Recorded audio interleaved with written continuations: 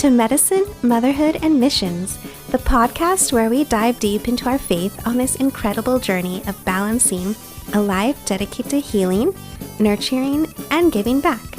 I'm Johanna, your host, and each time we meet, we'll explore the stories of remarkable individuals who are PAs, doctors, and professionals, and mission-driven changemakers, from the halls of our hospitals to the hearts of our homes, and into the communities we serve. Join us as we uncover the challenges, triumphs, and everything in between through the lens of our shared faith in Christ. Whether you're a healthcare professional, a parent, or someone passionate about making a difference for God's glory, this podcast is for you. So grab a cup of coffee or tea, settle in, and get ready to be inspired by real-life stories of resilience, compassion, and dedication, all rooted in faith. Hi, friends. I'm so excited to be here today with Dr. Lena Santangeli. She's a PhD and neuroscientist and sleep coach for both children and adults. She has earned her doctorate from the University of Helsinki's medical department, where she focused on how early nurturing and bonding experiences influence brain development and sleep in children. Lena is passionate about the well-being of mothers, believing it is essential for forming strong, healthy bonds with their babies. She helps families to improve their children's sleep from birth to 6 years old using nurturing, responsive methods. Additionally, Lena supports adults with their sleep, especially mothers, who are dealing with their own sleep challenges during the postpartum period. Her goal is to set families on a path to wellness right from the start, combining scientific insights with practical, actionable tips. So, Lena, thank you so much for being here today on the podcast. I'm so excited to talk to you, and I know you're so accomplished in all your research and have so much experience to share. So, this is a wonderful experience for all the sleep-deprived mothers out there to hear some practical tips too. Yeah, thank you so much, Johanna, for having me. It's a big pleasure to have this conversation. So thank you for having me. Yes, of course. It's a great honor to have you. So tell our listeners about yourself and how you came upon your journey to your PhD studies in neuroscience and sleep, and how it led you to become a sleep coach. What was there a pivotal moment in starting your sleep coaching consultancy? Thank you for the question. It's probably a long story, but I will cut it short. And I starting from the beginning, actually from the childhood. I remember I was all the time passionate about brain, and I really wanted to understand how brain works, how we think, how we memorize things, what happens with us when we sleep, and so on and so on. So everything about brain was very fascinating for me. And then later, by coincidence, by unlucky coincidence, actually, my mom, she got quite severe insomnia and developed depression. And she was, with this insomnia for quite many years when I was a child. And so I kind of experienced the first hand how it's to be around the person who has such a disorder, and how it is really affecting the person and how it affects the family around them. Of course, eventually when I went to university, I picked up neuroscience department, and in neuroscience I went to study sleep. And then the next 20 years I spent studying sleep in depressed people, and also studying sleep during their early life stages, like in babies and toddlers, and see how this sleep develops in the beginning, and how the sleep is shaped by the environment, such as basically mothers, mostly like nurturing environment from mothers, and how mothers' mental health and mothers' sleep shape baby's brain and baby sleep pattern for the future. So this was the line of my research. And actually when I was about to defend my my PhD, I became mom myself just 3 months before that, and I also was quite challenged with my baby sleep, and I actually also developed myself the insomnia because, of course, under such a pressure of like defense and having baby all together. Oh my goodness, yeah. I got the insomnia myself, and actually I also developed the depression myself. For the next 2 years, I was battling this condition. And so basically when I defended, I realized that, okay, what will I do after my maternity leave was finished? I thought that I need just all this knowledge that I have about sleep, about maternal mental health and sleep development. I just need to go and like help people directly, because research is beautiful, of course, but it's so much nicer to bring this knowledge directly to the people and help them like to understand what happens and give some solutions to them when they most need it. Yes.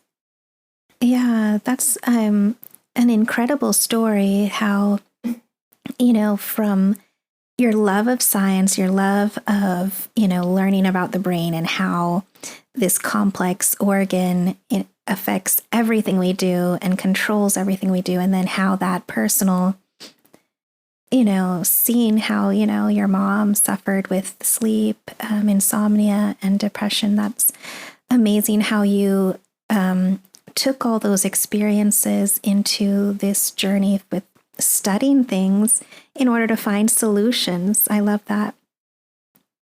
Yeah. Thank you. Yeah. And you even struggled with the same developing of insomnia and depression after a PhD, which I would totally understand given how stressful, first of all, motherhood is, and then stressful to defend a PhD and,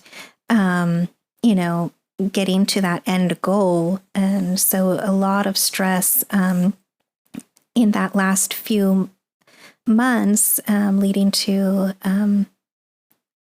your depression and insomnia that you had. So what did you find from that in that experience? How did you overcome it? How did you change those circumstances? Or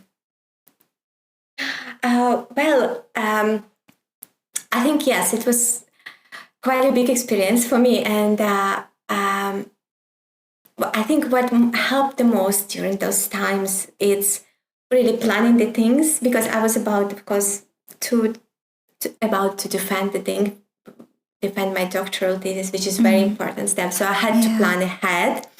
But when my baby was born, my daughter was born, of course, and not much can be like really planned with the newborn, as you know. Yeah. And even when you plan, it doesn't go sometimes according to the plan. Exactly. Yes. So this was tough, but first of all, asking help from like my family of my husband and my husband, this helped a lot because they were really supportive. And although in my life I usually like to do everything by myself, to be in control of everything, but at that moment I understood that it was pivotal just to ask for help and get it. And I wouldn't be able to do that if I wouldn't be asking help from the family. So I'm extremely grateful for them to help me. And once those 3 months were finished, like once I defended and like I was with the baby, which was still like very small, of course, and still challenging with the sleep, I just was accepting everything what comes just at day-by-day basis and was flexible, and trying to not put a lot of pressure on myself. Really, I think this was the most important things that I would take out of that experience. And that led you to start the sleep coaching consultancy? Yeah, later on, yes. So because I was in Finland still when my baby was born, and there we have quite a long maternity leave, like up to 3 years. Oh, wow. You can say, That's what we need here in the US. I know, it's crazy. The moms that I work with from US, the length of the maternity leave is such a short. I'm just really surprised. I don't know how it's possible. 6 weeks to 12 weeks maximum. And some Yeah, people, if they don't get that benefit, they may not get anything at all. Yeah. Yes, this is extremely challenging, but I think just Finland is very opposite. It's on extreme other end of this, but most of the countries in Europe don't have like 3 years, of course. But yes, I think something should be done with these 3 months in US because it's extremely hard, I think, to have such a short period. Yeah, I know that's a huge topic that, has recently kind of come up too because of the bonding and that's needed, mom and babies and just all the changes that occur, neurological changes that, as we become moms and all those things that we need that at least 1 year. And I know countries around the world at least give 12 months sometimes for that first year of maternity leave, which I feel is so important. And, what are some of the neurological changes that occur when we become moms and how does it affect our sleep, our behavior, our emotions, and, how does it affect that bonding experience? And yeah, exactly. And I love that we jumped to this question now because if we align a bit of this maternity leave with the neurological changes, we actually know that there are really big changes happening in our brain and they last at least 2 years during early motherhood.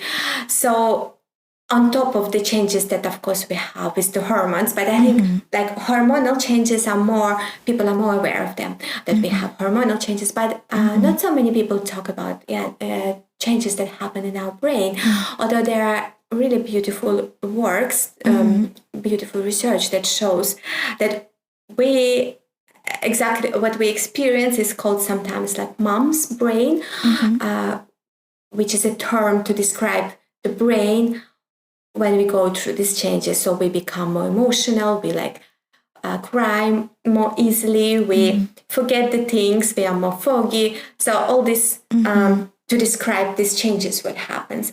But as we know from the research, there are actually 3 big changes which happen in the brain. So there are 3 brain areas such as hippocampus, prefrontal cortex, and amygdala. So these 3 brain areas are greatly affected during the first 2 years of postpartum. So what happens is, if we take one of each of these to see, so our prefrontal cortex is the brain area which is located in frontal lobes,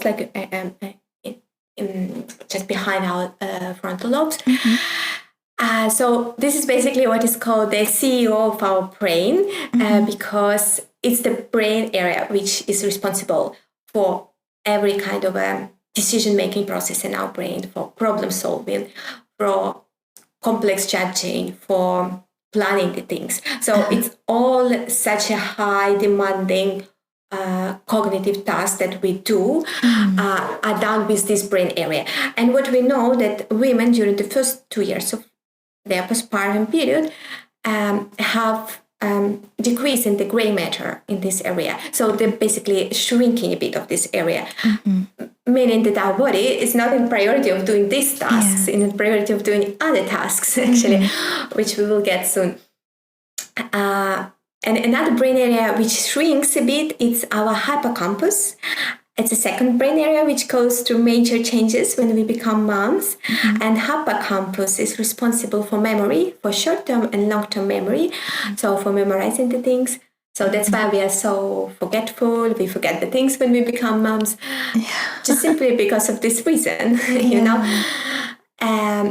And the third brain area that I mentioned, which goes through the changes, is amygdala. And amygdala is the brain area which actually enlarges. We see the higher density of gray matter there during motherhood, during the first few years of motherhood. Why? Because actually this brain area is responsible for, it's responsible for emotions. It's responsible for tuning into the emotions of others and being empathic. That's what we really need, because we really need to be empathic towards our babies, to understand their cues, their signals, to bond with them. but this brain area is also responsible for other things like fear and anger and anxiety. So this is the downside of that, because we become really more anxious. We become all the time like on alert to react to the things. That's why we call Mother Bear. Yeah, exactly. Yeah. So we become more anxious, and it affects everything in our life, of course, during this period. So I think it's very important that we acknowledge and know about these changes, and also that people who surround us during these early years of life of our babies also understand these changes, what happen, that sometimes we are not really responsible for what we are doing. It's just the kind of changes in the brain that really predispose us to such a kind of behavior. Yeah. It's amazing how naturally that all just, knows what to prioritize and what's most important in that time frame of life, right? And our bodies just naturally adjust to all of those changes. Yeah, exactly.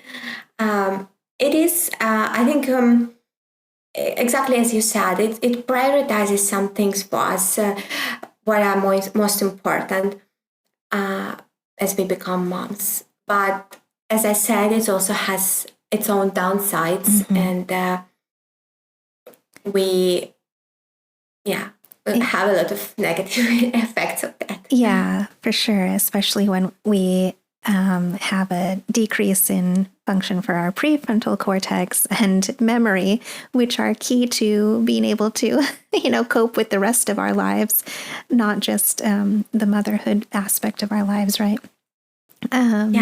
And mommy brain, we are always forgetful, and those types of things can be annoying. But then there are things that are so kind of more, I don't know whether dire is the word for it, but the anxiety and risk of depression, or even those, because you had mentioned even in yourself you had developed depression after having the baby. Of course, you also had all those huge stressful life-changing moments in addition to just becoming a first-time mom. But even with postpartum depression, like what comes first, the postpartum depression or the insomnia or the lack of sleep, or is it the lack of sleep affecting that? This is amazing question. I think the link here is really bidirectional, because what we know from the research is that women are more susceptible to have a depression when they become moms due to changes that happen in their hormones and brain. And from other side, people who have depression, they're more likely to develop then sleep problems. And there is a other way around. So, of course, moms are more prone to have sleep problems, but people who have more sleep problems are also more prone to have depression. So it's really bi-directional link, and it's very much interlinked. And the statistics is really not so favorable, because we know that about 10 to 20% of moms they develop postpartum depression. And we know also that those mothers that that they have really major sleep deprivation just because their babies really have trouble sleeping, some babies are more challenging with sleep, or because they simply have a few kids, like they have a baby and maybe they have a toddler. So they are more under the sleep deprivation, they have more sleep deprivation experience, they have 2 to 3 times higher risk of developing postpartum depression. And also there are some works showing that those mothers that sleep less than 5 hours a night during this postpartum period, they are about 70% more likely to develop postpartum depression. So the numbers are really staggering, and I think it's so important to understand that sleep there plays a crucial role in protecting mothers, already so much vulnerable mothers, already so prone to develop depression. So sleep can act as a protective factor against developing mental issues. That's really interesting when you said it's like 70% risk of developing depression with less than 5 hours of sleep in that postpartum period, right? And, oftentimes, moms try to take advantage of when the baby is napping to do other stuff, or after the baby's gone to sleep to do other things. But maybe instead of catching up on stuff that we might think we need to do, we should probably prioritize the just getting some sleep too. Yes, absolutely. And that can happen is, then while there's, an opportunity for sleep, then we should try and take it. Otherwise, I know many moms who are like, oh, no, I can't take a nap now. I need to get this done, that done, and the other. But that might be just a simple thing, but something really important. The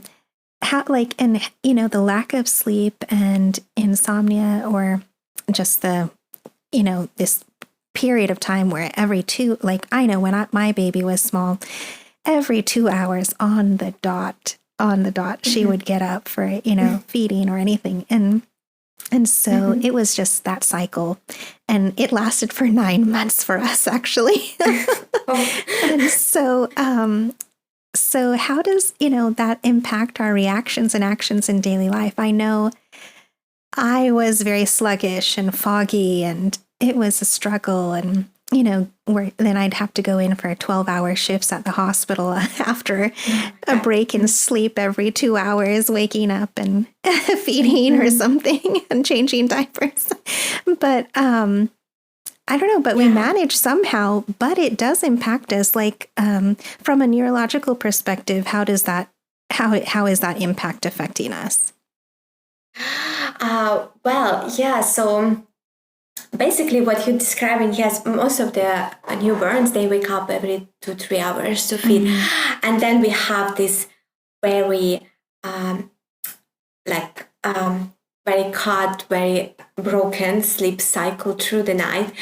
And if we I probably would answer with kind of two layers here. What happens if we sleep in such a broken cycles with us, and how it reflects in our daily life then. So what exactly happens when you sleep in this kind of, you might say, I actually slept, even 8 hours today in total, but it was, in 2-hour chunks, for example. Yeah. This is absolutely not the same as having just simply 4-hour chunk together, because the way how we sleep, when we sleep, we first fall into the light stages of sleep, then we go deeper and deeper to the deepest stages of sleep, and then this stage finishes with so-called rapid eye movement sleep, where we see dreams.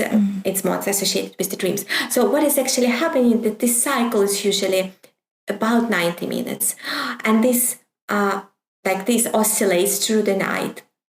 And so when we just break it in these 2 hours, we are basically never manage to have a consolidated 2 cycles together. So we all the time sleep in this kind of one cycle bouts, and we never manage to go to the deepest stages of the sleep. And what happens in our deepest stages of the sleep is actually all the magic processes happen, because we recover during those minutes when we are in the deepest sleep. All our physique recovers, our muscle recover, and all the metabolic functions, they self-regulate. So all these recovering processes happen during the deepest stages of sleep. And when we cut it short and wake up to feed the baby, for example, and then go back to sleep. We don't go immediately back to the deep sleep. We are again going through the light stages and so on. So we never reach again this like kind of very deep stages of sleep. So that's why I think the first thing what every mom should be trying to do is really to get at least 4 hours of uninterrupted chunk of sleep. And I know this is kind of impossible with the newborn, but basically just trying to have maybe some support that maybe one person can take one feed so that you be left with 4 hours uninterrupted, let's say. That's already a huge help. Yeah. And I know it's sometimes not possible because, as for example, me, I was solely just breastfeeding. I didn't want to give a bottle, so then kind of other person cannot feed the baby. But then still one can figure out a bit some kind of setting that the mom would sleep in another bedroom and the baby would be brought to her to feed and just taken immediately away and barbed and so on by a partner, for example. And this can be just done just for one feeding at night. So this would already kind of give you this chunk of uninterrupted sleep, which is so important. Because basically, if we don't have it, when we don't have this 4 hours of uninterrupted sleep, it affects everything. It affects our behavior, it affects our physical health, our recovery processes. We know that we make like much poor decisions. Our decision-making processes are affected. We cannot plan things. So our emotional regulation is also affected a lot, and memory. So all these negative effects just come with the fact that we just don't have this uninterrupted bout of sleep. Yeah, that's so true. But that's such a very, wonderful way of thinking of it. At least 2 cycles, so 4 hours of not uninterrupted sleep. We sometimes think it's hard to get that, but as you say, there are ways we can hopefully work around it for every person, no matter what journey they're on. And how do we allow ourselves to think about sleep as a necessity versus a luxury? Because that's kind of what inhibits us a lot of times, is we think of sleep as a luxury versus something that's absolutely necessary for brain function.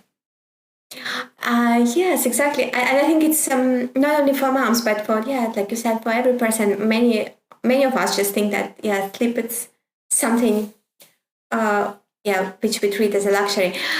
I think there definitely should be reframed and rethink by us, because I would probably just ask you one question here. Like, imagine if I would have something free, which is always available, and this something can help you to think more clearly and will help you to sharpen your mind, to help you to make better decisions during the day. It will also help you to manage your weight better, to improve your metabolic health. It will protect you from diabetes. It will protect you from cancer. It will protect you from heart attack, from stroke, and it will expand your lifespan. Would you be eager to take this free thing from me? Yeah. Exactly. And this is basically sleep. Sleep does all of this. And this is free available thing that we can do. So this is not really a luxury. This is something which is really necessary for our functioning and which can really do and protect us from so many things. So I think if we educate ourselves on how protective sleep is, it could change the way we think about it.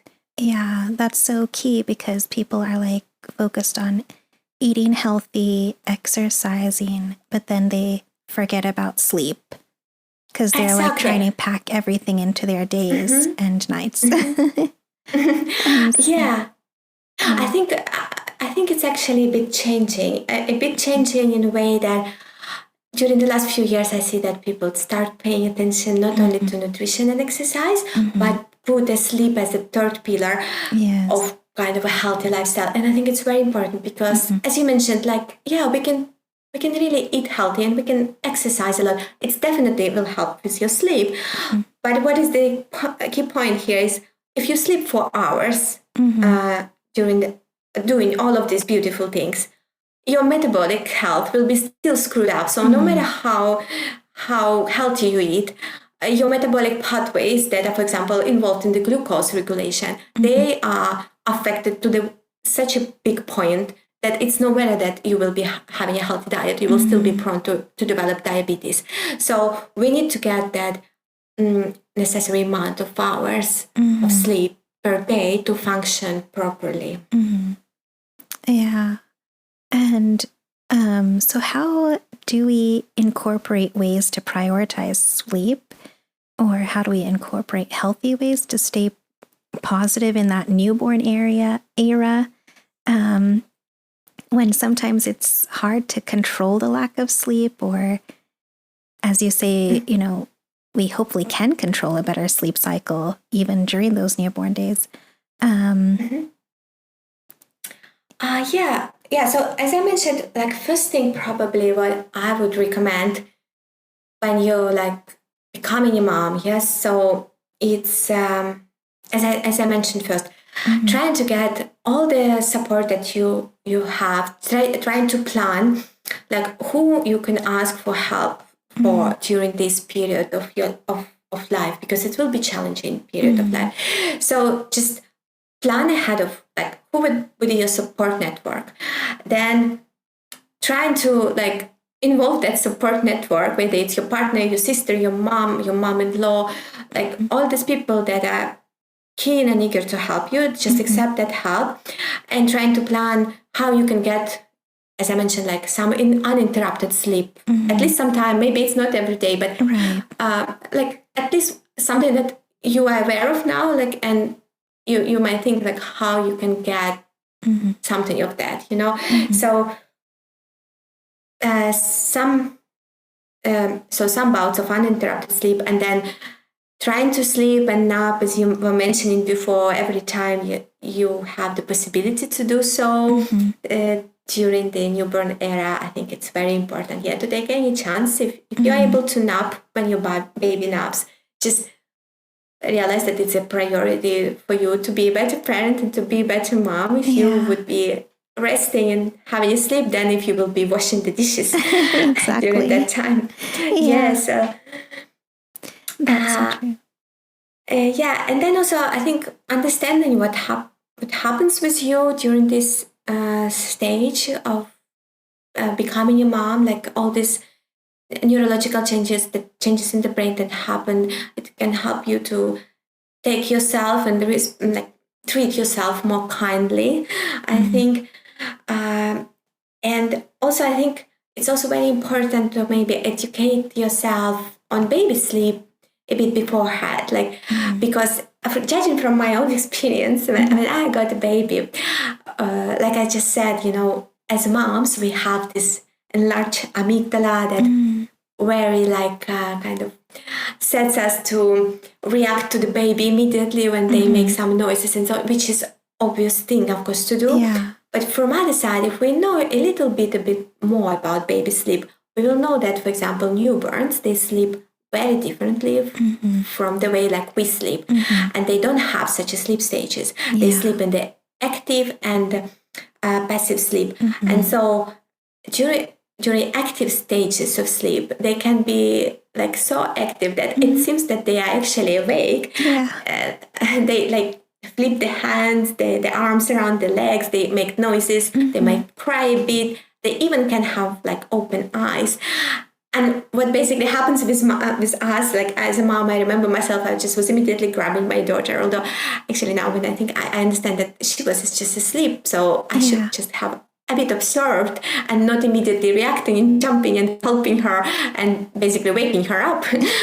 And so, knowing a bit of these basics can help us to navigate this period and maybe to respond to our baby instead of like reacting all the time to the needs. There is a big difference, I think, between these two.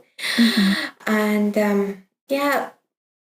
I think this is probably the most important things which I would point out. And I know you touched a little bit about it, but how did you manage with the newborn days and balancing motherhood and everything? I think in my case, I was probably not the best case to because you have the maternity leave. Yes. Yes, I had a maternity leave, and also during the newborn period, I really had such a big event as a defense, which I would never recommend anybody to have some really planned like this, bad planning. But I think, as I said, like planning a bit ahead, understanding your network. I think understanding who can help me. My partner was the biggest help, and then his family flew to us because they were in a different country. They flew to us for staying for a few months. This was incredible help. And I think allowing myself also to relax and sleep and having naps when my baby was sleeping, this also was helpful. I should say I was able to do it only after the first 3 months, which was not ideal. But I noticed the difference. So when you already don't have any kind of you don't put on yourself any other external pressure. I think this is so important to understand, because motherhood is such a big change which happens. So these few months should be really dedicated to you and your baby, and just keeping it this way. I think is the best thing one can do.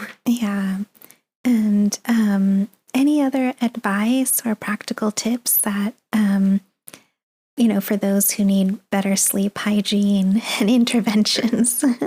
I think for anybody who would be interested in having better sleep, and mothers also, and anybody else, there are really key pillars that a good sleep lies on. So first of all, it's check your environment, because it plays a huge role in the quality of sleep.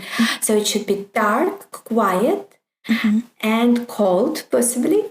So when I mean dark, it's like using blackout curtains or eye mask. It should be really dark. And it's valid for both, for babies and for adults, because the light is the biggest external factor that affects our sleep-wake periods. So if we sense any kind of light in the early morning, it will wake us up. So having these blackout curtains is very important. Then trying to have your bedroom cool, between about 65 degrees Fahrenheit or 18 degrees Celsius. It's quite cold, but you can just lower it gradually to this point and see what is comfortable for you, because having it cold, it really helps to promote sleep, because in order to fall asleep, we need to decrease our body temperature. Only in these circumstances we can fall asleep. So having cool environment is helpful. And also any noise, external noise, can wake us up very easily. So having white noise machine or keeping it quiet, if it's possible, it's the best.